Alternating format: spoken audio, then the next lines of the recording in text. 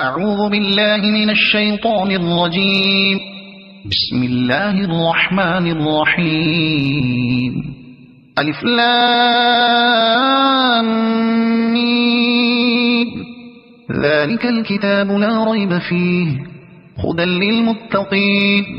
الذين يؤمنون بالغيب ويقيمون الصلاة ومما رزقناهم ينفقون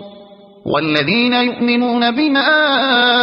أنزل إليك وما أنزل من قبلك وبالآخرة هم يوقنون أولئك على هدى من ربهم وأولئك هم المفلحون إن الذين كفروا سواء عليهم أأنذرتهم أم لم تنذرهم لا يؤمنون ختم الله على قلوبهم وعلى سمعهم وعلى أبصارهم غشاوة ولهم عذاب عظيم ومن الناس من يقول آمنا بالله وباليوم الآخر وما هم بمؤمنين يخادعون الله والذين آمنوا وما يخدعون إلا أنفسهم وما يشعرون في قلوبهم مرض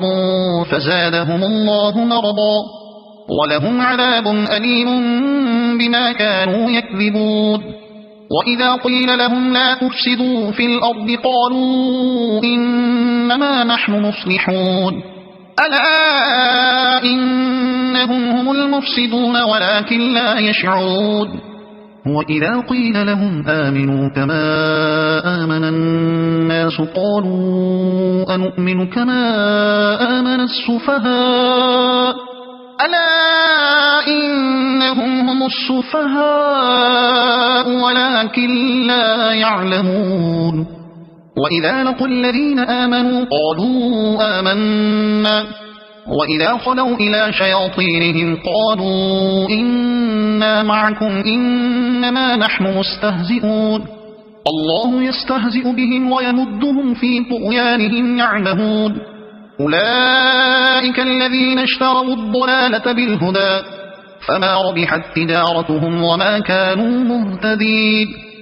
مثلهم كمثل الذي استوقد نارا فلما أضاءت ما حوله ذهب الله بنورهم وتركهم في ظلمات لا يبصرون صم بكم عمي فهم لا يرجعون أو كصيب من السماء فيه ظلمات ورعد وبرق يجعلون أصابعهم في آذانهم من الصواعق حذر الموت والله محيط بالكافرين يكاد البرق يخطف أبصارهم كلما أضاء لهم مشوا فيه وإذا أظلم عليهم قاموا ولو شاء الله لذهب بسمعهم وأبصارهم إن الله على كل شيء قدير يا أيها الناس اعبدوا ربكم الذي خلقكم والذين من قبلكم لعلكم تتقون الذي جعل لكم الأرض فراشا والسماء بناء وأنزل من السماء ماء فأخرج به من الثمرات رزقا لكم فلا تجعلوا لله أندادا وأنتم تعلمون وإن كنتم في ريب مما نزلنا على عبدنا فأتوا بسورة من مثله وادعوا شهداءكم من دون الله إن كنتم صادقين فإن لم تفعلوا ولن تفعلوا فاتقوا النار التي وقودها الناس والحجارة أعدت للكافرين وبشر الذين آمنوا وعملوا الصالحات أن لهم جنات تجري من تحتها الأنهار كلما رزقوا منها من ثمرة رزقا قالوا هذا الذي رزقنا من قبل وأتوا به متشابها ولهم فيها أزواج مطهرة وهم فيها خالدون إن الله لا يستحيي أن يضرب مثلا ما بعوضة فما فوقها فأما الذين آمنوا فيعلمون أنه الحق من ربهم وأما الذين كفروا فيقولون ماذا أراد الله بهذا مثلا يضل به كثيرا ويهدي به كثيرا وما يضل به إلا الفاسقين الذين ينقضون عهد الله من بعد ميثاقه ويقطعون ما أمر الله به أن يوصل ويفسدون في الأرض أولئك هم الخاسرون كيف تكفرون بالله وكنتم أمواتا فأحياكم ثم يميتكم ثم يحييكم ثم إليه ترجعون هو الذي خلق لكم ما في الأرض جميعا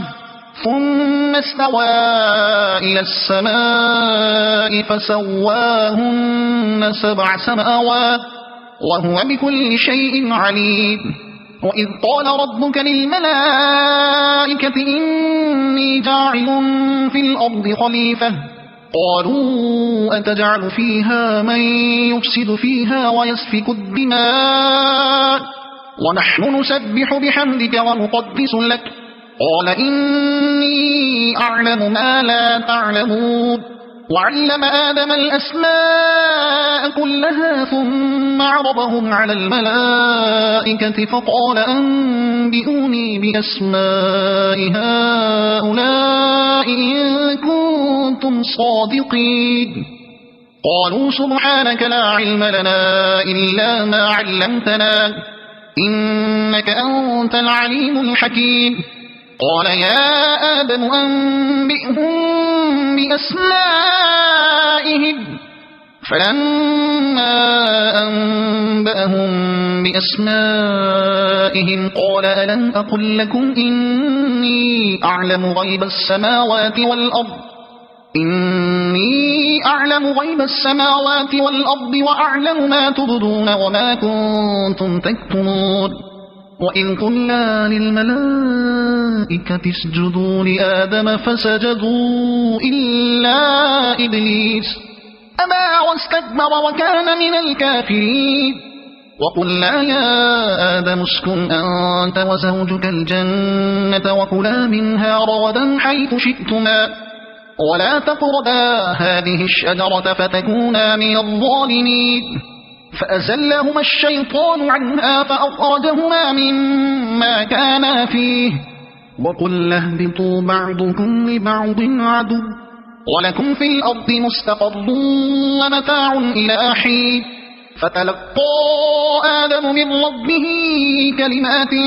فتاب عليه إنه هو التواب الرحيم قلنا اهبطوا منها جميعا فإما يأتينكم مني هدى فمن تبع هداي فلا خوف عليهم ولا هم يحزنون والذين كفروا وكذبوا بآياتنا أولئك أصحاب النار هم فيها خالدون يا بني إسرائيل اذكروا نعمتي التي أنعمت عليكم وأوفوا بعهدي أوف بعهدكم وإياي فارهبون وآمنوا بما أنزلت مصدقا لما معكم ولا تكونوا أول كافر به ولا تشتروا بآياتي ثمنا قليلا وإياي فاتقون ولا تلبسوا الحق بالباطل وتكتموا الحق وأنتم تعلمون وأقيموا الصلاة وآتوا الزكاة واركعوا مع الراكعين أتأمرون الناس بالبر وتنسون أنفسكم وأنتم تتلون الكتاب أفلا تعقلون واستعينوا بالصبر والصلاة وإنها لكبيرة إلا على الخاشعين الذين يظنون أنهم ملاقو ربهم وأنهم إليه راجعون يا بني إسرائيل اذكروا نعمتي التي أنعمت عليكم وأني فضلتكم على العالمين واتقوا يوما لا تجزي نفس عن نفس شيئا ولا يقبل منها شفاعة ولا يؤخذ منها عدل ولا هم ينصرون وإذ نجيناكم من آل فرعون يسومونكم سوء العذاب يذبحون أبناءكم ويستحيون نساءكم وفي ذلكم بلاء من ربكم عظيم وإذ فرقنا بكم البحر فأنجيناكم وأغرقنا آل فرعون وأنتم تنظرون وإذ وعدنا موسى 40 ليلة ثم اتخذتم العجل من بعده وأنتم ظالمون ثم عفونا عنكم من بعد ذلك لعلكم تشكرون وإذ آتينا موسى الكتاب والفرقان لعلكم تهتدون وإذ قال موسى لقومه يا قوم إنكم ظلمتم أنفسكم باتخاذكم العجل فتوبوا إلى بارئكم فاقتلوا أنفسكم ذلكم خير لكم عند بارئكم فتاب عليكم إنه هو التواب الرحيم وإذ قلتم يا موسى لن نؤمن لك حتى نرى الله جهرة فأخذتكم الصاعقة وأنتم تنظرون ثم بعثناكم من بعد موتكم لعلكم تشكرون وظللنا عليكم الغمام وأنزلنا عليكم المن والسلوى كلوا من طيبات ما رزقناكم وما ظلمونا ولكن كانوا أنفسهم يظلمون وإذ قلنا ادخلوا هذه القرية فكلوا منها حيث شئتم رغدا وادخلوا الباب سجدا وقولوا حطة نغفر لكم خطاياكم وسنزيد المحسنين فبدل الذين ظلموا قولا غير الذي قيل لهم فأنزلنا على الذين ظلموا رجزا من السماء بما كانوا يفسقون وإذ استسقى موسى لقومه فقلنا اضرب بعصاك الحجر فانفجرت منه 12 عينا قد علم كل أناس مشربهم كلوا واشربوا من رزق الله ولا تعثوا في الأرض مفسدين وإذ قلتم يا موسى لن نصبر على طعام واحد فادع لنا ربك يخرج لنا مما تنبت الأرض من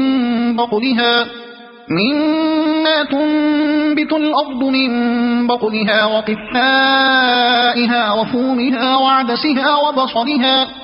قال أتستبدلون الذي هو أدنى بالذي هو خير اهبطوا مصرا فإن لكم ما سألتم وضربت عليهم الذلة والمسكنة وباءوا بغضب من الله ذلك بأنهم كانوا يكفرون بآيات الله ويقتلون النبيين بغير الحق ذلك بما عصوا وكانوا يعتدون إن الذين آمنوا والذين هادوا والنصارى والصابئين من آمن بالله واليوم الآخر وعمل صالحا فلهم أجرهم عند ربهم ولا خوف عليهم ولا هم يحزنون وإذ أخذنا ميثاقكم ورفعنا فوقكم الطور خذوا ما آتيناكم بقوة واذكروا ما فيه لعلكم تتقون ثم توليتم من بعد ذلك فلولا فضل الله عليكم ورحمته لكنتم من الخاسرين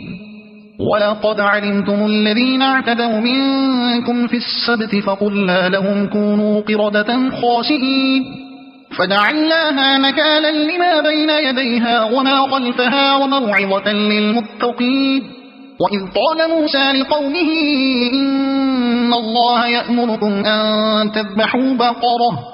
قالوا أتتخذنا هزوا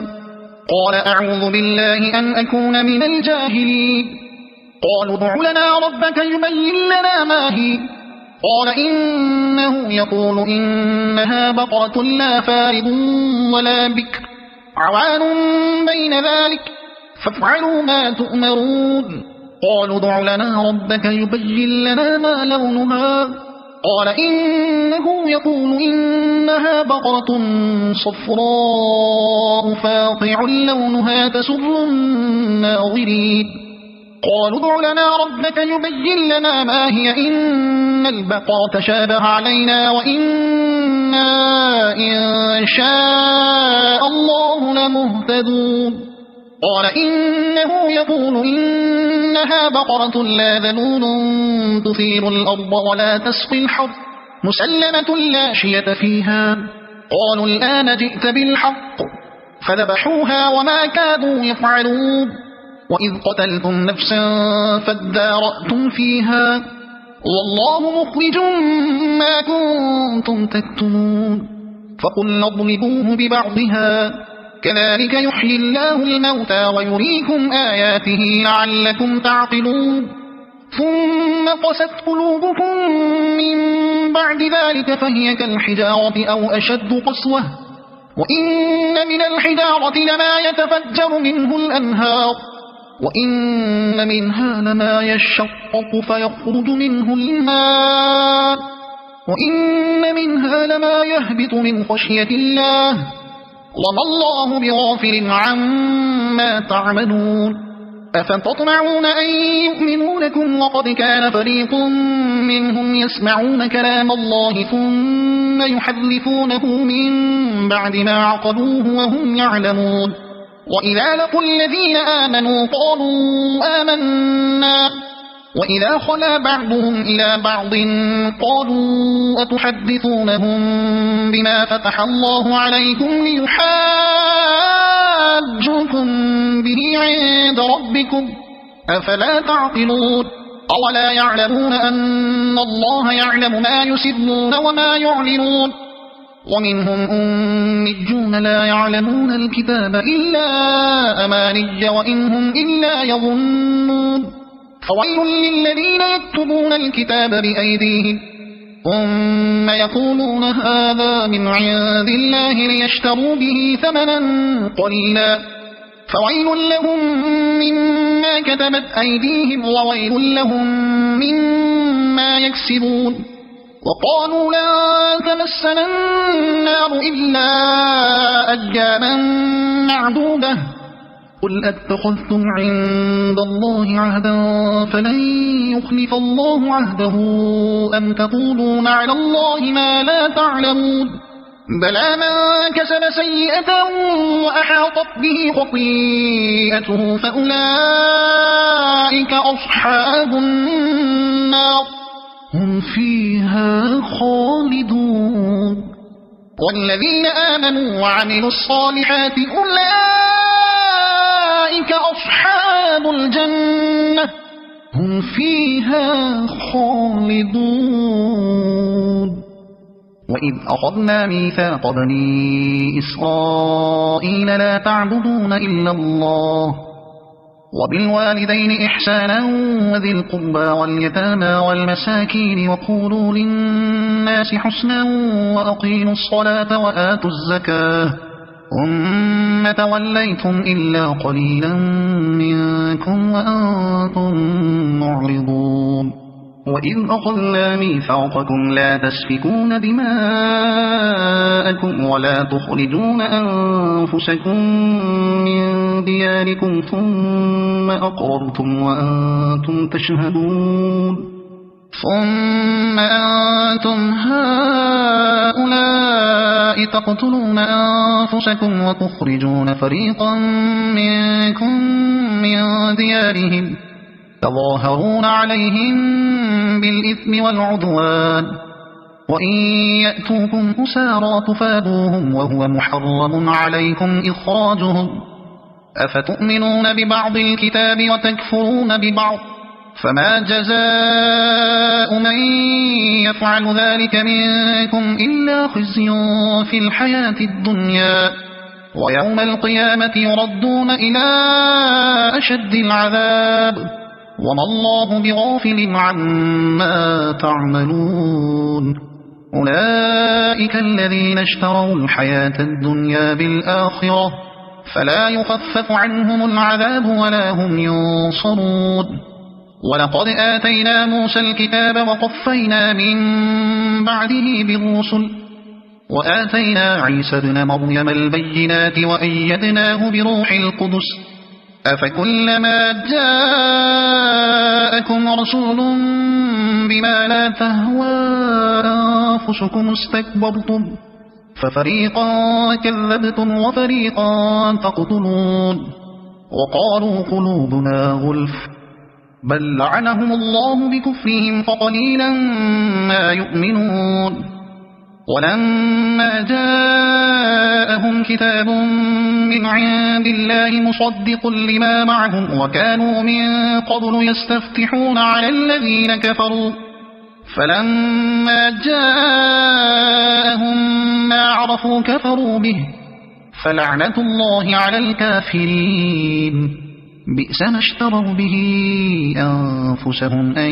يكفروا بما أنزل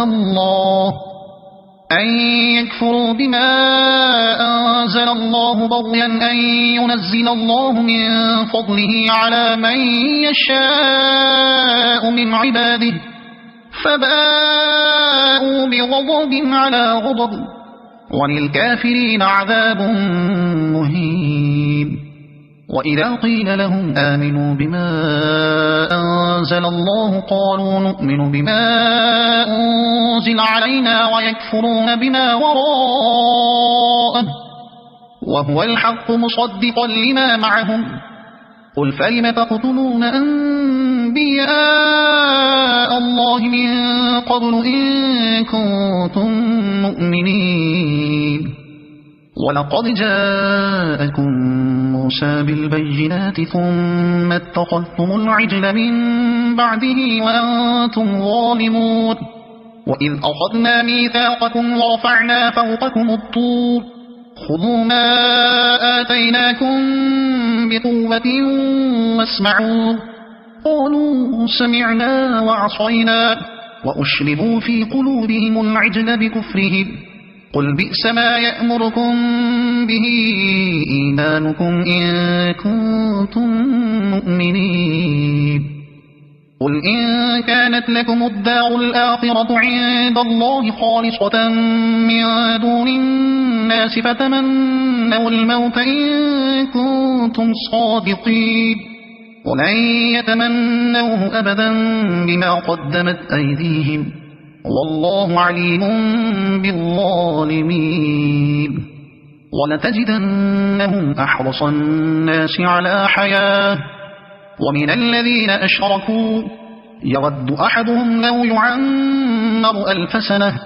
وما هو بمزحزحه من العذاب أن يعمر والله بصير بما يعملون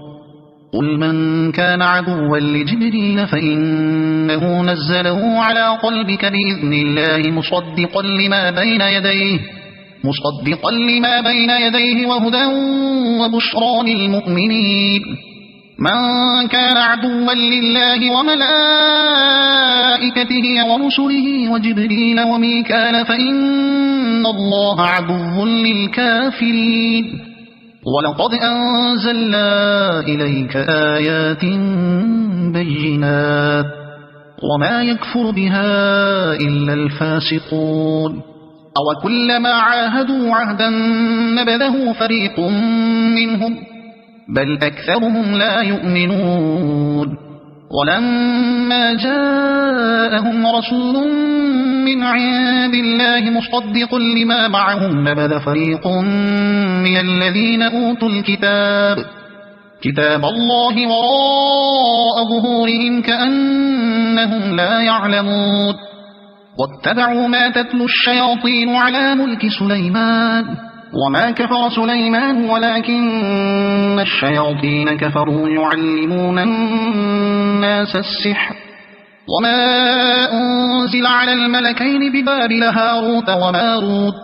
وما يعلمان من أحد حتى يقولا إنما نحن فتنة فلا تكفر فيتعلمون منهما ما يفرقون به بين المرء وزوجه وما هم بضارين به من أحد إلا بإذن الله ويتعلمون ما يضرهم ولا ينفعهم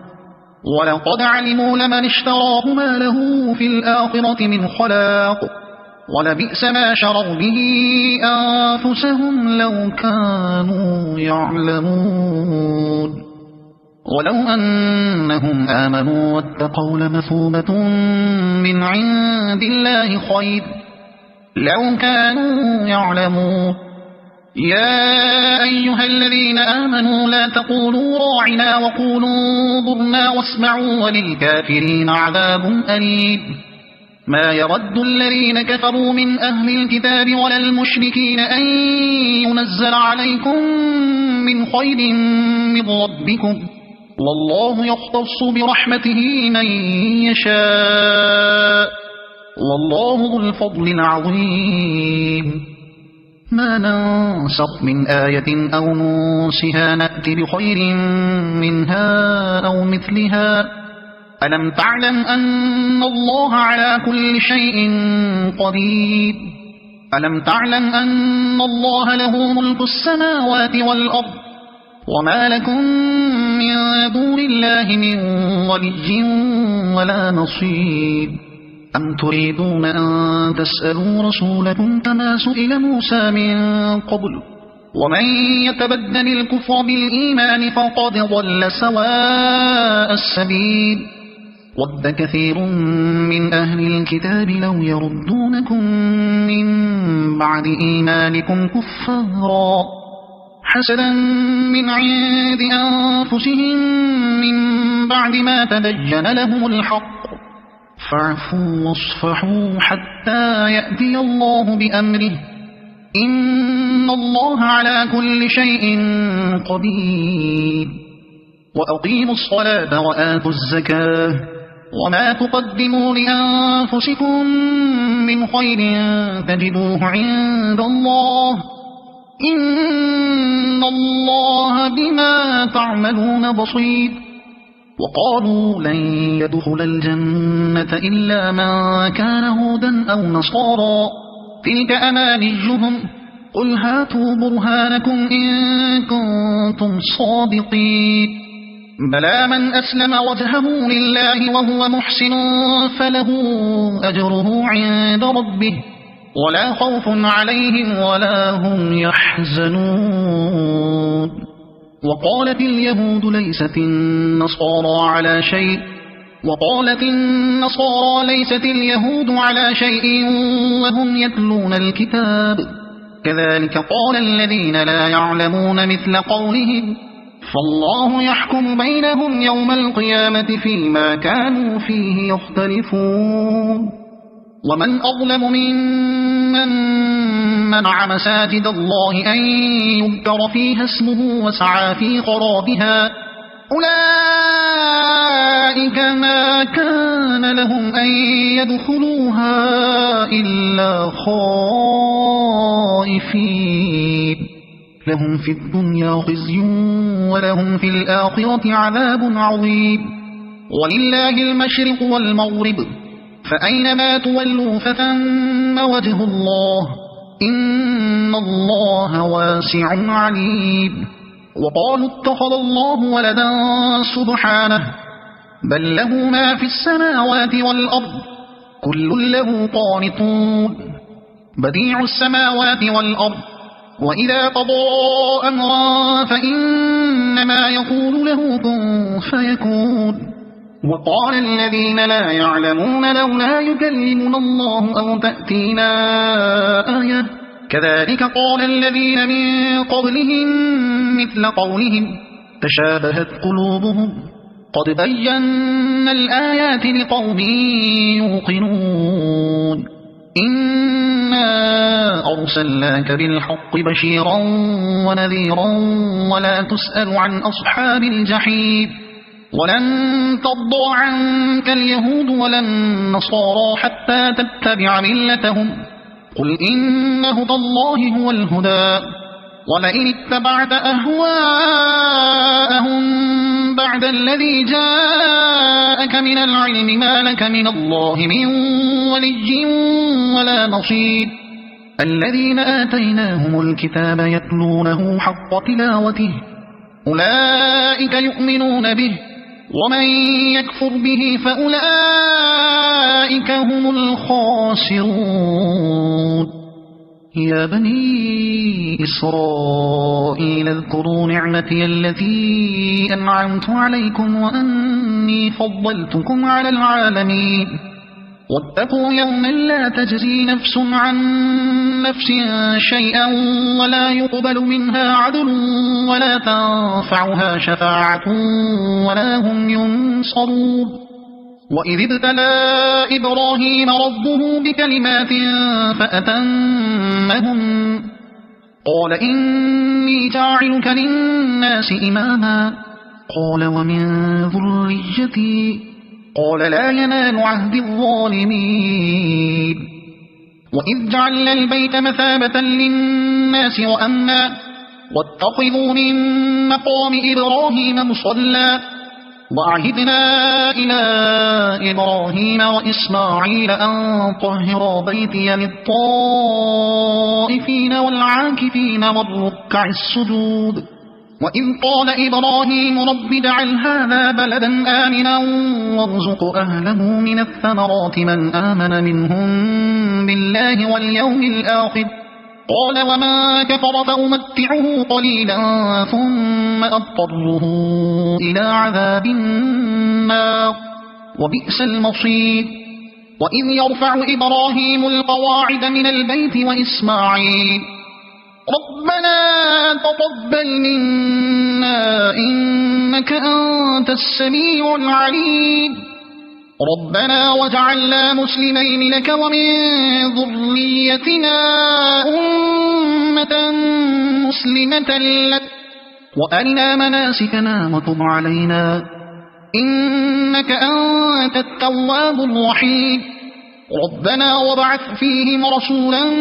منهم يتلو عليهم آياتك ويعلمهم الكتاب والحكمة ويزكيهم إنك أنت العزيز الحكيم ومن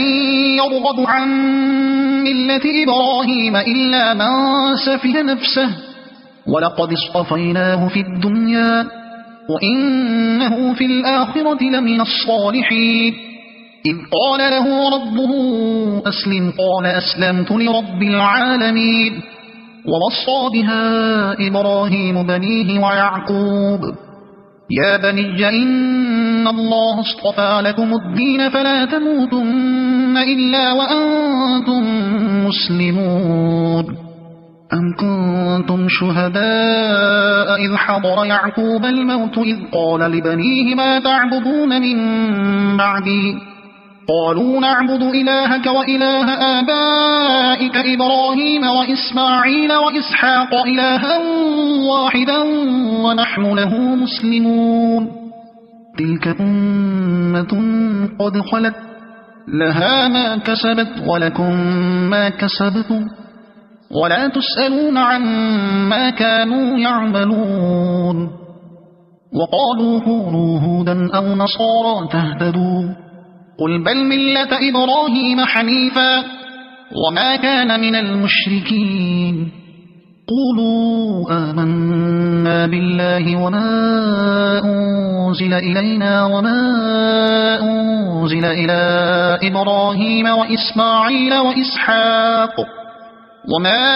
أنزل إلى إبراهيم وإسماعيل وإسحاق ويعقوب والأسباط وما أوتي موسى وعيسى وما أوتي النبيون من ربهم لا نفرق بين أحد منهم ونحن له مسلمون فإن آمنوا بمثل ما آمنتم به فقد اهتدوا وإن تولوا فإنما هم في شقاق فسيكفيكهم الله وهو السميع العليم صبغة الله ومن أحسن من الله صبغة ونحن له عابدون قل أتحاجوننا في الله وهو ربنا وربكم ولنا أعمالنا ولكم أعمالكم ونحن له مخلصون أم تقولون إن إبراهيم وإسماعيل وإسحاق ويعقوب والأسباط كانوا هودا أو نصارا قل أأنتم أعلم أم الله ومن أظلم ممن كتم شهادة عنده من الله وما الله بغافل عما تعملون تلك أمة قد خلت لها ما كسبت ولكم ما كسبتم ولا تسألون عما كانوا يعملون سيقول السفهاء من الناس ما ولاهم عن قبلتهم التي كانوا عليها قل لله المشرق والمغرب يهدي من يشاء إلى صراط مستقيم وكذلك جعلناكم أمة وسطا لتكونوا شهداء على الناس ويكون الرسول عليكم شهيدا وما جعلنا القبلة التي كنت عليها إلا لنعلم من يتبع الرسول ممن ينقلب على عقبيه وإن كانت لكبيرة إلا على الذين هدى الله وما كان الله ليضيع إيمانكم إن الله بالناس لرؤوف رحيم قد نرى تقلب وجهك في السماء فلنولينك قبلة ترضاها فول وجهك شطر المسجد الحرام وحيث ما كنتم فولوا وجوهكم شطره وإن الذين أوتوا الكتاب ليعلمون أنه الحق من ربهم وما الله بغافل عما يعملون ولئن أتيت الذين أوتوا الكتاب بكل آية ما تبعوا قبلتك وما أنت بتابع قبلتهم وما بعضهم بتابع قبلة بعض ولئن اتبعت أهواءهم من بعد ما جاءك من العلم إنك إذا لمن الظالمين الذين آتيناهم الكتاب يعرفونه كما يعرفون أبناءهم وإن فريقا منهم ليكتمون الحق وهم يعلمون الحق من ربك فلا تكونن من الممترين ولكل وجهة هو موليها فاستبقوا الخيرات أينما تكونوا يأتي بكم الله جميعا إن الله على كل شيء قدير ومن حيث خرجت فول وجهك شطر المسجد الحرام وإنه للحق من ربك وما الله بغافل عما تعملون ومن حيث خرجت فول وجهك شطر المسجد الحرام وحيث ما كنتم فولوا وجوهكم شطره لئلا يكون للناس عليكم حجة إلا الذين ظلموا منهم فلا تخشوهم واخشوني ولأتم نعمتي عليكم ولعلكم تهتدون كما أرسلنا فيكم رسولا منكم يتلو عليكم آياتنا ويزكيكم ويعلمكم الكتاب والحكمة ويعلمكم ما لم تكونوا تعلمون فاذكروني أذكركم واشكروا لي ولا تكفرون يا أيها الذين آمنوا استعينوا بالصبر والصلاة إن الله مع الصابرين ولا تقولوا لمن يقتل في سبيل الله أموات بل أحياء ولكن لا تشعرون ولنبلونكم بشيء من الخوف والجوع ونقص من الأموال والأنفس والثمرات وبشر الصابرين الذين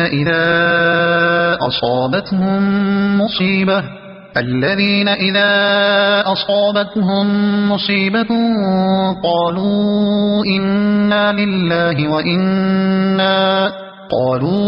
إنا لله وإنا إليه راجعون أولئك عليهم صلوات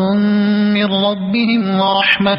وأولئك هم المهتدون إن الصفا والمروة من شعائر الله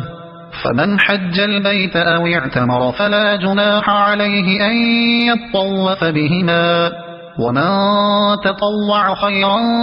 فإن الله شاكر عليم إن الذين يكتمون ما أنزلنا من البينات والهدى من بعد ما بيناه للناس في الكتاب أولئك يلعنهم الله ويلعنهم اللاعنون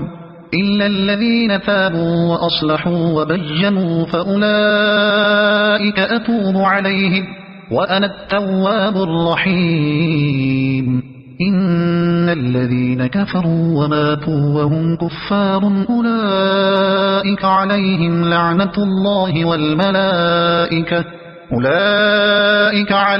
لعنة الله والملائكة والناس أجمعين خالدين فيها لا يخفف عنهم العذاب ولا هم ينظرون وإلهكم إله واحد لا إله إلا هو الرحمن الرحيم إن في خلق السماوات والأرض واختلاف الليل والنهار والفلك التي تجري في البحر بما ينفع الناس وما أنزل الله من السماء من ماء فأحيا به الأرض بعد موتها وبث فيها من كل دابة وتصريف الرياح والسحاب المسخر بين السماء والأرض لآيات لقوم يعقلون ومن الناس من يتخذ من دون الله أندادا يحبونهم كحب الله والذين آمنوا أشد حبا لله ولو يرى الذين ظلموا إذ يرون العذاب أن القوة لله جميعا وأن الله شديد العذاب إذ تبرأ الذين اتبعوا من الذين اتبعوا ورأوا العذاب وتقطعت بهم الأسباب وقال الذين اتبعوا لو أن لنا كرة فنتبرأ منهم كما تبرؤوا منا كذلك يريهم الله أعمالهم حسرات عليهم وما هم بخارجين من النار يا أيها الناس كلوا مما في الأرض حلالا طيبا ولا تتبعوا خطوات الشيطان إنه لكم عدو مبين إنما يأمركم بالسوء والفحشاء وأن تقولوا على الله ما لا تعلمون وإذا قيل لهم اتبعوا ما أنزل الله قالوا بل نتبع ما ألفينا عليه آباءنا أولو كان آباؤهم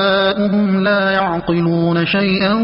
ولا يهتدون ومثل الذين كفروا كمثل الذي ينعق بما لا يسمع إلا دعاء ونداء صم بكم عمي فهم لا يعقلون يا أيها الذين آمنوا كلوا من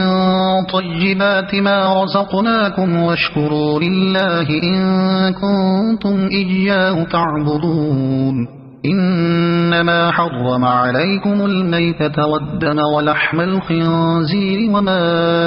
أهل به لغير الله فمن اضطر غير باغ ولا عاد فلا إثم عليه إن الله غفور رحيم إن الذين يكتمون ما أنزل الله من الكتاب ويشترون به ثمنا قليلا أولئك ما يأكلون في بطونهم إلا النار ولا يكلمهم الله يوم القيامة ولا يزكيهم ولهم عذاب أليم أولئك الذين اشتروا الضلالة بالهدى والعذاب بالمغفرة فما أصبرهم على النار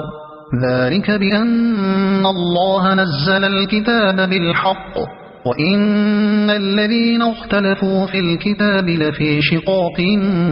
بعيد ليس البر أن تولوا وجوهكم قبل المشرق والمغرب ولكن البر من آمن بالله واليوم الآخر والملائكة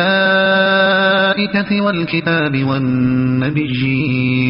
وآتى المال على حبه ذوي القربى واليتامى والمساكين وابن السبيل والسائلين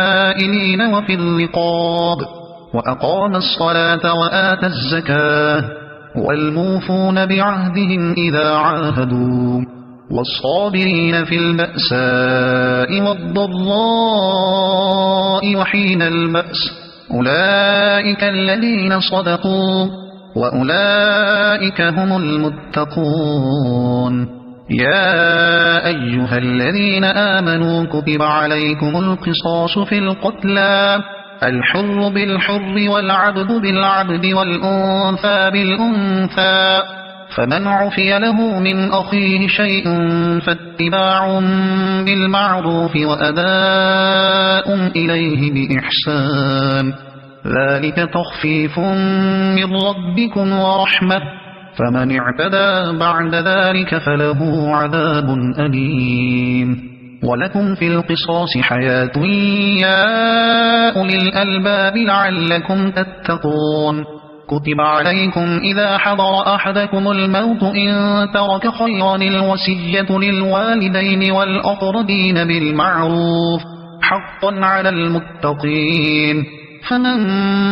بدله بعدما سمعه فإنما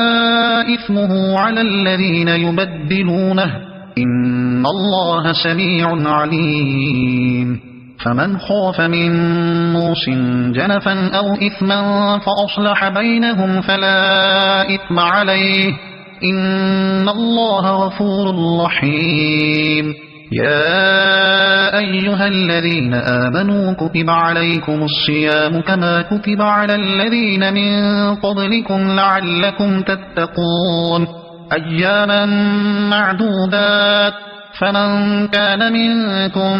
مريضا أو على سفر فعدة من أيام أخر وعلى الذين يطيقونه فدية طعام مسكين فمن تطوع خيرا فهو خير له وأن تصوموا خير لكم إن كنتم تعلمون شهر رمضان الذي أنزل فيه القرآن هدى للناس وبينات من الهدى والفرقان فمن شهد منكم الشهر فليصمه ومن كان مريضا أو على سفر فعدة من أيام أخر يريد الله بكم اليسر ولا يريد بكم العسر ولتكملوا العدة ولتكبروا الله على ما هداكم ولعلكم تشكرون وإذا سألك عبادي عني فإني قريب أجيب دعوة الداع إذا دعان فليستجيبوا لي وليؤمنوا بي لعلهم يرشدون أحل لكم ليلة الصيام الرفث إلى نسائكم هن لباس لكم وأنتم لباس لهن علم الله أنكم كنتم تختانون أنفسكم فتاب عليكم وعفى عنكم فالآن باشروهن وابتغوا ما كتب الله لكم وكلوا واشربوا حتى يتبين لكم الخيط الأبيض من الخيط الأسود من الفجر ثم أتموا الصيام إلى الليل ولا تباشروهن وأنتم عاكفون في المساجد تلك حدود الله فلا تقربوها كذلك يبين الله آياته للناس لعلهم يتقون ولا تأكلوا أموالكم بينكم بالباطل وتدلوا بها إلى الحكام لتأكلوا فريقا من أموال الناس بالإثم وأنتم تعلمون يسألونك عن الأهلة قل هي مواقيت للناس والحج وليس البر بأن تأتوا البيوت من ظهورها ولكن البر من اتقى وأتوا البيوت من أبوابها واتقوا الله لعلكم تفلحون وقاتلوا في سبيل الله الذين يقاتلونكم ولا تعتدوا إن الله لا يحب المعتدين واقتلوهم حيث ثقفتموهم وأخرجوهم من حيث أخرجوكم والفتنة أشد من القتل ولا تقاتلوهم عند المسجد الحرام حتى يقاتلوكم فيه فإن قاتلوكم فاقتلوهم كذلك جزاء الكافرين فإن انتهوا فإن الله غفور رحيم وقاتلوهم حتى لا تكون فتنة ويكون الدين لله فإن انتهوا فلا عدوان إلا على الظالمين الشهر الحرام بالشهر الحرام والحرمات قصاص فمن اعتدى عليكم فاعتدوا عليه بمثل ما اعتدى عليكم واتقوا الله واعلموا أن الله مع المتقين وأنفقوا في سبيل الله ولا تلقوا بأيديكم إلى التهلكة وأحسنوا إن الله يحب المحسنين وأتموا الحج والعمرة لله فإن أحصرتم فما استيسر من الهدي ولا تحلقوا رؤوسكم حتى يبلغ الهدي محله فمن كان منكم مريضا أو به أذى من رأسه ففدية من صيام أو صدقة أو نسك فإذا أمنتم فمن تمتع بالعمرة إلى الحج فما استيسر من الهدي فمن لم يجد فصيام 3 أيام في الحج و7 إذا رجعتم تلك 10 كاملة ذلك لمن لم يكن أهله حاضر المسجد الحرام واتقوا الله واعلموا أن الله شديد العقاب الحج أشهر معلومات فمن فرض فيهن الحج فلا رفث ولا فسوق ولا جدال في الحج وما تفعلوا من خير يعلمه الله وتزودوا فإن خير الزاد التقوى واتقون يا أولي الألباب ليس عليكم جناح أن تبتغوا فضلا من ربكم فإذا أفضتم من عرفات فاذكروا الله عند المشعر الحرام واذكروه كما هداكم وإن كنتم من قبله لمن الضالين ثم أفيضوا من حيث أفاض الناس واستغفروا الله إن الله غفور رحيم فإذا قضيتم مناسككم فاذكروا الله كذكركم آباءكم أو أشد ذكرا فمن الناس من يقول ربنا آتنا في الدنيا وما له في الآخرة من خلاق ومنهم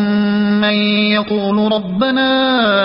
آتنا في الدنيا حسنة وفي الآخرة حسنة وقنا عذاب النار أولئك لهم نصيب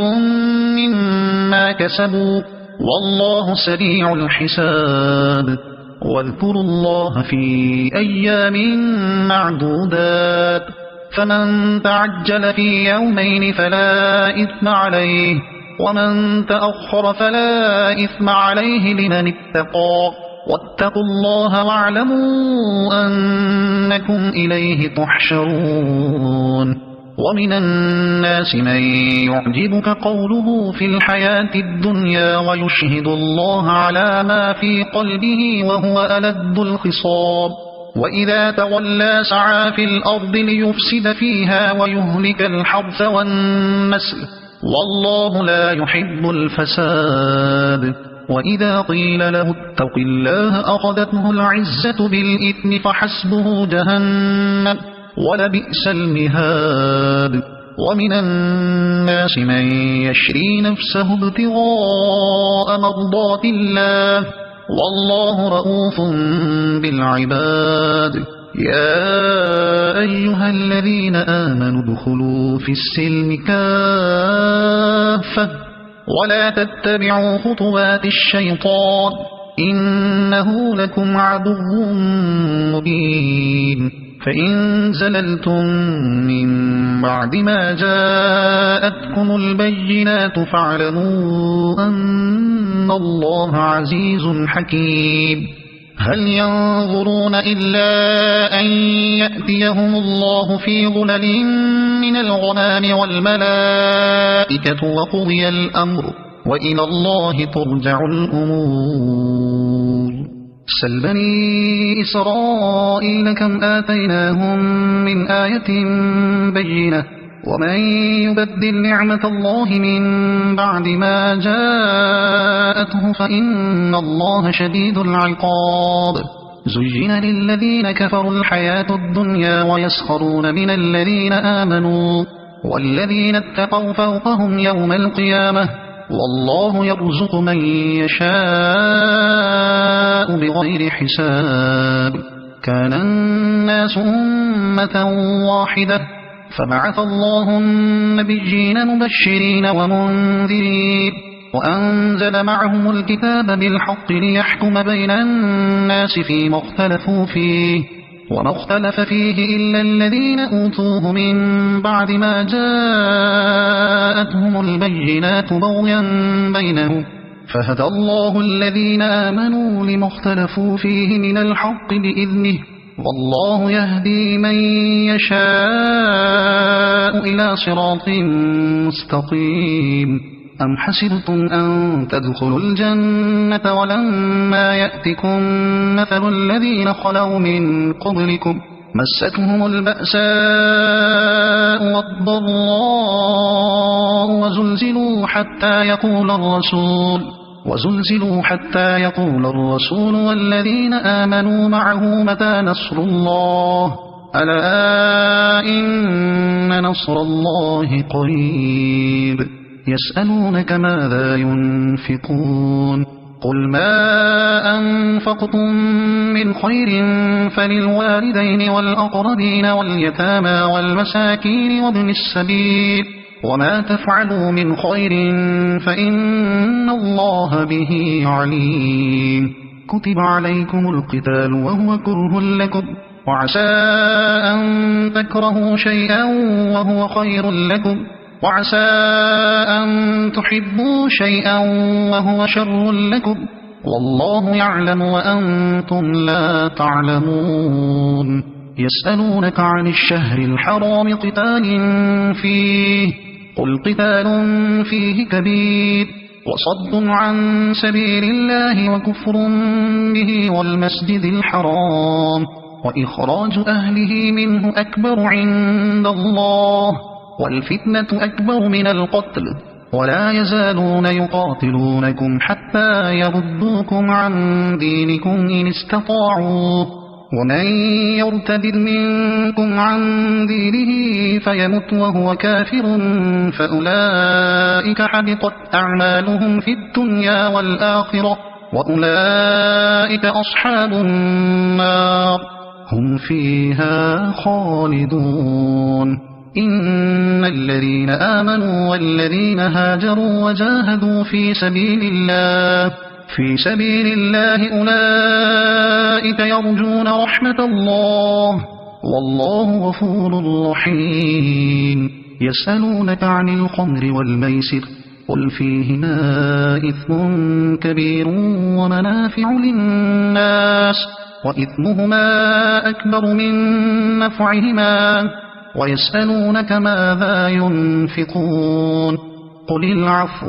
كذلك يبين الله لكم الآيات لعلكم تتفكرون في الدنيا والآخرة ويسألونك عن اليتامى قل إصلاح لهم خير وإن تخالطوهم فإخوانكم والله يعلم المفسد من المصلح ولو شاء الله لأعنتكم إن الله عزيز حكيم ولا تنكحوا المشركات حتى يؤمنوا ولأمة مؤمنة خير من مشركة ولو أعجبتكم ولا تنكحوا المشركين حتى يؤمنوا ولعبد مؤمن خير من مشرك ولو أعجبكم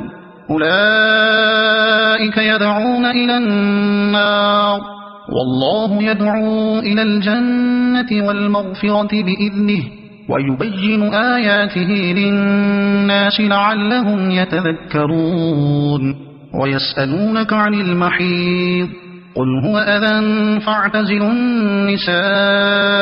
في المحيض ولا تقربوهن حتى يطهرن فإذا تطهرن فأتوهن من حيث أمركم الله إن الله يحب التوابين ويحب المتطهرين نساؤكم حرث لكم فأتوا حرثكم أنى شئتم وقدموا لأنفسكم واتقوا الله واعلموا أنكم ملاقوه وبشر المؤمنين ولا تجعلوا الله عرضة لأيمانكم أن تبروا وتتقوا وتصلحوا بين الناس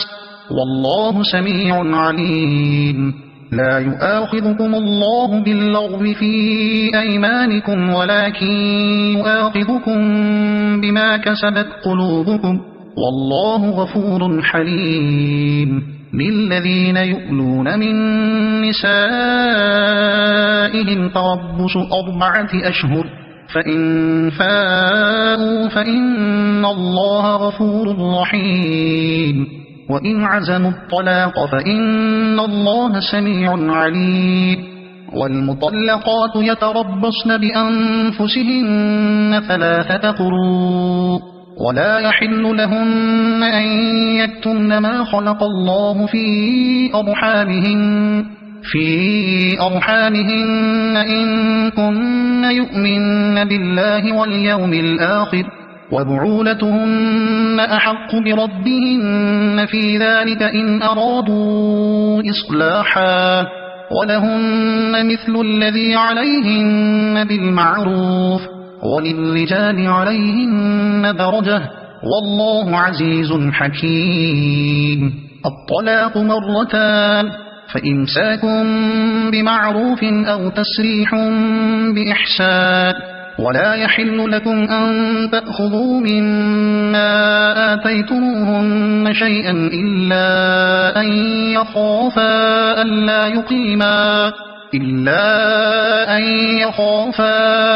ألا يقيما حدود الله، فإن خفتم ألا يقيما حدود الله فلا جناح عليهما فيما افتدت به، تلك حدود الله فلا تعتدوها، ومن يتعد حدود الله فأولئك هم الظالمون. فإن طلقها فلا تحل له من بعد حتى تنكح زوجا غيره، فإن طلقها فلا جناح عليهما أن يتراجعا إن ظنا أن يقيما حدود الله، وتلك حدود الله يبينها لقوم يعلمون. وإذا طلقتم النساء فبلغن أجلهن فأمسكوهن بمعروف أو سرحوهن بمعروف، ولا تمسكوهن ضرارا لتعتدوا، ومن يفعل ذلك فقد ظلم نفسه. ولا تتخذوا آيات الله هزوا، واذكروا نعمة الله عليكم وما أنزل عليكم من الكتاب والحكمة يعظكم به، واتقوا الله واعلموا أن الله بكل شيء عليم. وإذا طلقتم النساء فبلغن أجلهن فلا تعضلوهن أن ينكحن أزواجهن إذا تراضوا بينهم بالمعروف، ذلك يوعظ به من كان منكم يؤمن بالله واليوم الآخر، ذلكم أزكى لكم وأطهر، والله يعلم وأنتم لا تعلمون. والوالدات يرضعن أولادهن حولين كاملين لمن أراد أن يتم الرضاعة،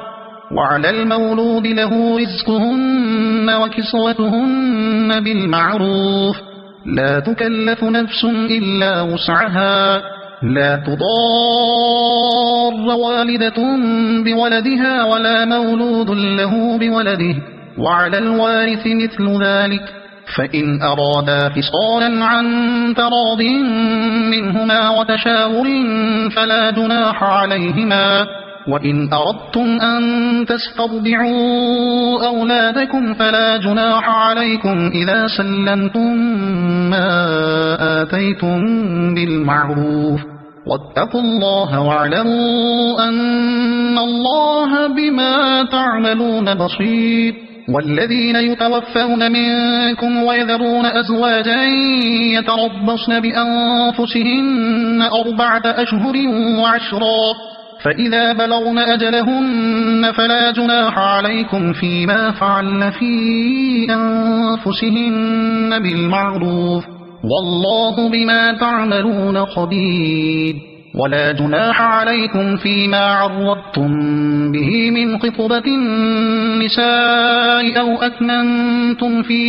أنفسكم، علم الله أنكم ستذكرونهن ولكن لا تواعدوهن سرا إلا أن تقولوا قولا معروفا، ولا تعزموا عقدة النكاح حتى يبلغ الكتاب أجله، واعلموا أن الله يعلم ما في أنفسكم فاحذروه، واعلموا أن الله غفور حليم. لا جناح عليكم إن طلقتم النساء ما لم تمسوهن أو تفرضوا لهن فريضة، ومتعوهن على الموسع قدره وعلى المقتل قدره متاعا بالمعروف حقا على المحسنين. وإن طلقتموهن من قبل أن تمسوهن وقد فرضتم لهن فريضة فنصف ما فرضتم إلا أن يعفون أو يعفو الذي بيده عقدة النكاح، وأن تعفوا أقرب للتقوى، ولا تنسوا الفضل بينكم إن الله بما تعملون بصير حافظوا على الصلوات والصلاة الوسطى وقوموا لله قانتين فإن خفتم فرجالا أو ركبانا فإذا أمنتم فاذكروا الله كما علمكم ما لم تكونوا تعلمون والذين يتوفون منكم ويذرون أزواجا وصية لأزواجهم متاعا إلى الحول غير إخراج فإن خرجن فلا جناح عليكم فيما فعل في أنفسهن من معروف والله عزيز حكيم وللمطلقات متاع بالمعروف حقا على المتقين كذلك يبين الله لكم آياته لعلكم تعقلون ألم تر إلى الذين خرجوا من ديارهم وهم ألوف حذر الموت فقال لهم الله موتوا ثم أحياهم إن الله لذو فضل على الناس ولكن أكثر الناس لا يشكرون وقاتلوا في سبيل الله واعلموا أن الله سميع عليم من ذا الذي يقرض الله قرضا حسنا فيضاعفه له أضعافا كثيرة والله يقبض ويبسط وإليه ترجعون ألم تر إلى الملأ من بني إسرائيل من بعد موسى إذ قالوا لنبي له مبعث لنا ملكا نقاتل في سبيل الله قال هل عسيتم إن كتب عليكم القتال ألا تقاتلوا قالوا وما لنا ألا نقاتل في سبيل الله وقد أخرجنا من ديارنا وأبنائنا فلما كتب عليهم القتال تولوا إلا قليلا منهم والله عليم بالظالمين وقال لهم نبيهم إن الله قد بعث لكم طالوت ملكا قالوا أنى يكون له الملك علينا ونحن أحق بالملك منه ولم يؤت سعة من المال قال إن الله اصطفاه عليكم وزاده بسطة في العلم والجسم والله يؤتي ملكه من يشاء والله واسع عليم وقال لهم نبيهم إن آية ملكه أن يأتيكم التابوت فيه سكينة من ربكم وبقية مما ترك آل موسى وآل هارون تحمله الملائكة إن في ذلك لآية لكم إن كنتم مؤمنين فلما فصل طالوت بالجنود قال إن الله مبتليكم بنهر فمن شرب منه فليس مني ومن لم يطعمه فإنه مني إلا من اغترف غرفة بيده فشربوا منه إلا قليلا منه فلما جاوزه هو والذين آمنوا معه قالوا لا طاقة لنا اليوم بجالوت وجنوده قال الذين يظنون أنهم ملاقوا الله كم من فئة قليلة غلبت فئة كثيرة بإذن الله والله مع الصابرين ولما برزوا لجالوت وجنوده قالوا ربنا أفرغ علينا صبرا وثبت أقدامنا وانصرنا على القوم الكافرين فهزموهم بإذن الله وقتل داود جالوت وآتاه الله الملك والحكمة وعلمه مما يشاء ولولا دفع الله الناس بعضهم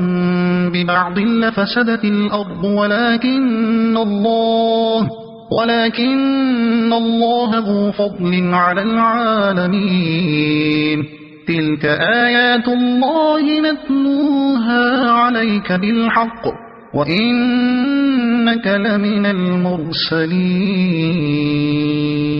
تلك الرسل فضلنا بعضهم على بعض منهم من كلم الله ورفع بعضهم درجات وآتينا عيسى ابن مريم البينات وأيدناه بروح القدس ولو شاء الله ما اقتتل الذين من بعدهم من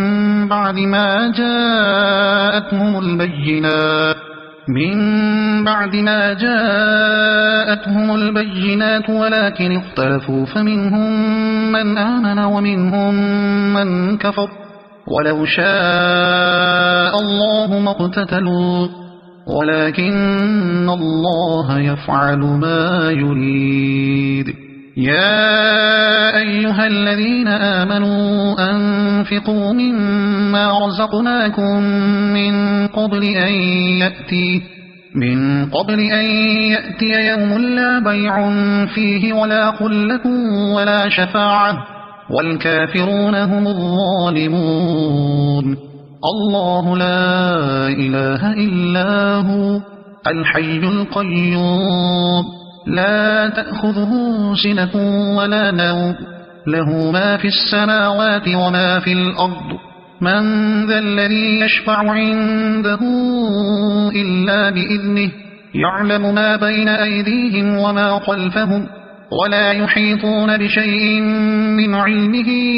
إلا بما شاء وسع كرسيه السماوات والأرض ولا يؤوده حفظهما وهو العلي العظيم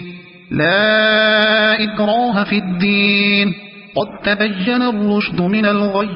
فمن يكفر بالطاغوت ويؤمن بالله فقد استمسك بالعروة الوثقى لا انفصام لها والله سميع عليم الله ولي الذين آمنوا يخرجهم من الظلمات إلى النور والذين كفروا أولياؤهم الطاغوت يخرجونهم من النور إلى الظلمات أولئك أصحاب النار هم فيها خالدون ألم تر إلى الذي حاج إبراهيم في ربه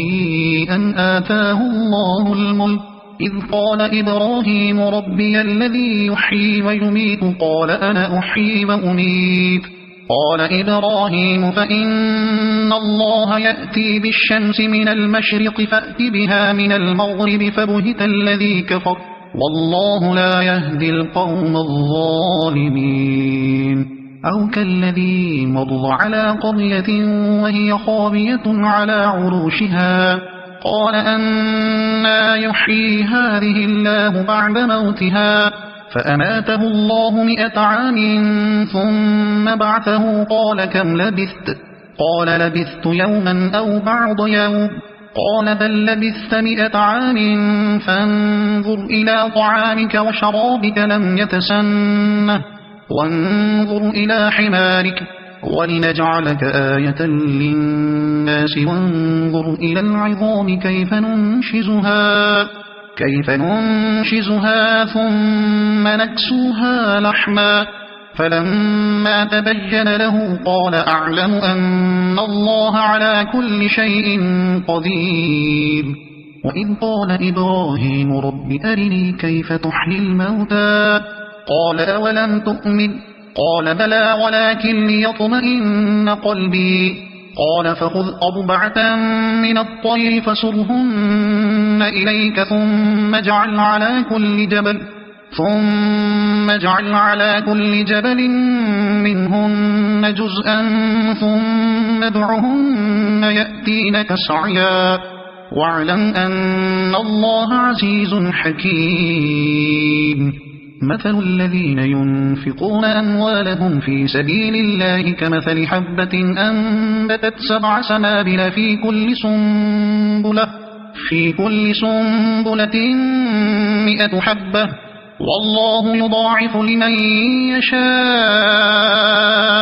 والله واسع عليم الذين ينفقون أموالهم في سبيل الله ثم لا يتبعون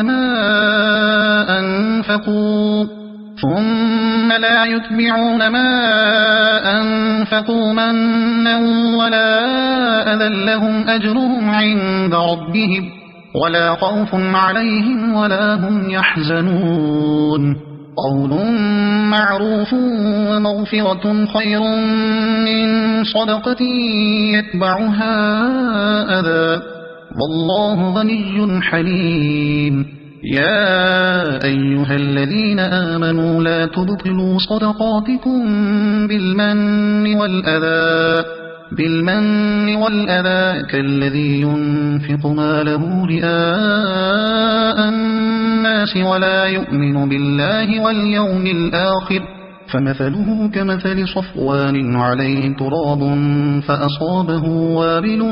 فتركه صلدا لا يقدرون على شيء مما كسبوا والله لا يهدي القوم الكافرين ومثل الذين ينفقون أموالهم ابتغاء مرضات الله وتثبيتا من أنفسهم كمثل جنة بربوة أصابها وابل فآتت أكلها ضعفين فإن لم يصبها وابل فطل والله بما تعملون بصير أيود أحدكم أن تكون له جنة من نخيل وأعناب تجري من تحتها الأنهار له فيها من كل الثمرات وأصابه الكبر وله ذرية ضعفاء فأصابها إعصار فيه نار فاحترقت كذلك يبين الله لكم الآيات لعلكم تتفكرون يا أيها الذين آمنوا أنفقوا من طيبات ما كسبتم ومما أخرجنا لكم من الأرض ولا تيمموا الخبيث منه تنفقون ولستم بآخذيه إلا أن تغمضوا فيه واعلموا أن الله غني حميد الشيطان يعدكم الفقر ويأمركم بالفحشاء والله يعدكم مغفرة منه وفضلا والله واسع عليم يؤتي الحكمة من يشاء ومن يؤت الحكمة فقد أوتي خيرا كثيرا وما يذكر إلا أولو الألباب وما أنفقتم من نفقة أو نذرتم من نذر فإن الله يعلمه وما للظالمين من أنصار إن تبدوا الصدقات فنعما هي وإن تخفوها وتؤتوها الفقراء فهو خير لكم ويكفر عنكم من سيئاتكم والله بما تعملون خبير ليس عليك هداهم ولكن الله يهدي من يشاء وما تنفقوا من خير فلأنفسكم وما تنفقون إلا ابتغاء وجه الله وما تنفقوا من خير يوفى إليكم وأنتم لا تظلمون للفقراء الذين أحصروا في سبيل الله لا يستطيعون ضربا في الأرض يحسبهم الجاهل أغنياء من التعفف تعرفهم بسيماهم لا يسألون الناس إلحافا وما تنفقوا من خير فإن الله به عليم الذين ينفقون أموالهم بالليل والنهار سرا وعلانية فلهم أجرهم عند ربهم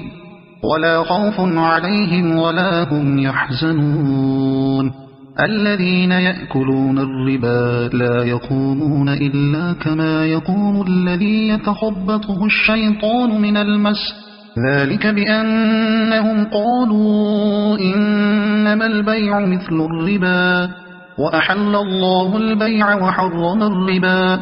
فمن جاءه موعظة من ربه فانتهى فله ما سلف وأمره إلى الله ومن عاد فأولئك أصحاب النار هم فيها خالدون يمحق الله الربا ويربي الصدقات والله لا يحب كل كفار أثيم إن الذين آمنوا وعملوا الصالحات وأقاموا الصلاة وآتوا الزكاة لهم أجرهم عند ربهم ولا خوف عليهم ولا هم يحزنون يا أيها الذين آمنوا اتقوا الله وذروا ما بقي من الربا إن كنتم مؤمنين فإن لم تفعلوا فأذنوا بحرب من الله ورسوله وإن تبتم فلكم رؤوس أموالكم لا تظلمون ولا تظلمون وإن كان ذو عسرة فنظرة إلى ميسرة وأن تصدقوا خير لكم إن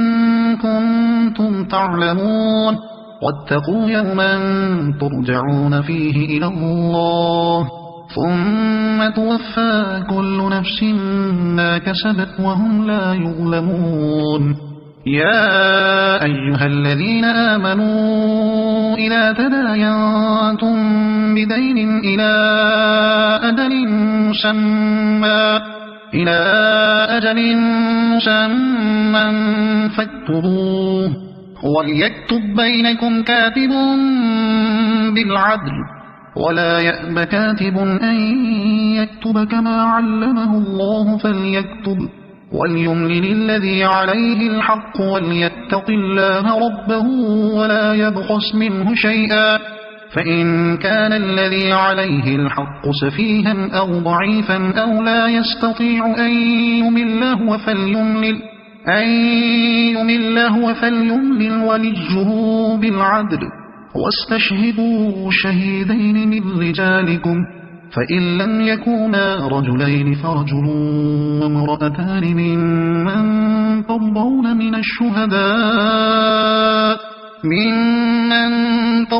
من الشهداء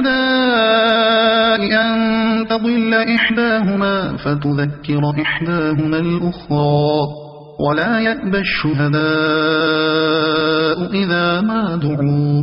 ولا تسأموا أن تكتبوا صغيرا أو كبيرا إلى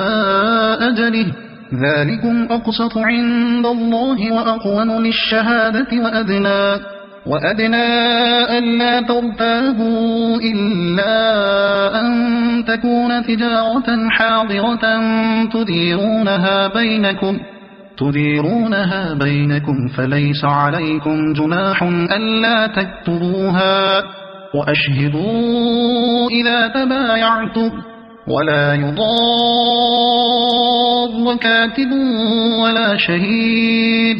وإن تفعلوا فإنه فسوق بكم واتقوا الله ويعلمكم الله والله بكل شيء عليم وإن كنتم على سفر ولم تجدوا كاتبا فرهان مقبوضة فإن أمن بعضكم بعضا فليؤد الذي اؤتمن أمانته وليتق الله ربه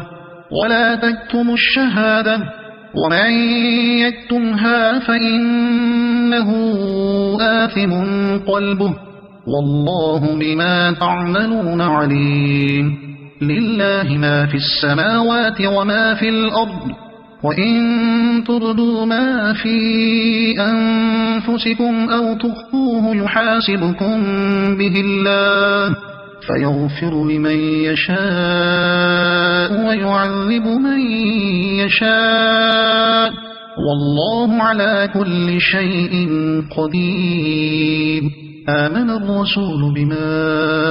أنزل إليه من ربه والمؤمنون كل آمن بالله وملائكته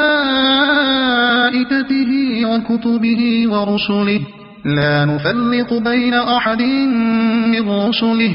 وقالوا سمعنا وأطعنا غفرانك ربنا وإليك المصير. لا يكلف الله نفسا إلا وسعها لها ما كسبت وعليها ما اكتسبت ربنا لا تؤاخذنا إن نسينا أو أخطأنا ربنا ولا تحمل علينا إصرا كما حملته على الذين من قبلنا